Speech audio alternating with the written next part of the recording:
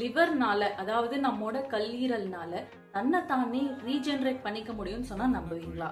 S, லிவர்னால கண்டிப்பா தன்னைத்தானே regenerate பண்ணிக்க முடியும். எப்படின்னா, அதாவது ஒரு லிவிங் பர்சன்ல இருந்து, நார்மலா உயிரோட இருக்க ஒரு பர்சனோட ஒரு லிவர் பார்ட் எடுத்து இன்னொரு பர்சனுக்கு, கம்ப்ளீட்டா லிவர் ஃபெயிலியர் ஆன இன்னொரு பர்சனுக்கு டொனேட் பண்ணி அவங்களோட லிவர் ஃபங்க்ஷனுக்கு அடாப்ட் அண்ட் அதோட சைஸ் அது அடாப்ட் ஆகும். அண்ட் ஆல்சோ யார் டொனேட் பண்ணாங்களோ அவங்களுக்குமே liver functions and size regenerate ஆகும். ஸோ இந்த அளவுக்கு ரீஜெனரேட் ஆகுற ஒரு லிவர் இப்ப ஏன் 30 இயர்ஸ்ல இருக்க ஒரு ஃபீமேல் மேலுக்கே ஃபேட்டி லிவர் கிரேட் 1 அப்படின்னு சொல்லி நம்ம டயக்னோஸ் பண்றோம் அப்படிங்கறத யோசிச்சு பாருங்க. சோ எல்லாருமே நம்ம என்ன பண்றோம், நிறைய ஜங்க், பிசிக்கல் ஆக்டிவிட்டி ரொம்ப கம்மியா இருக்கு.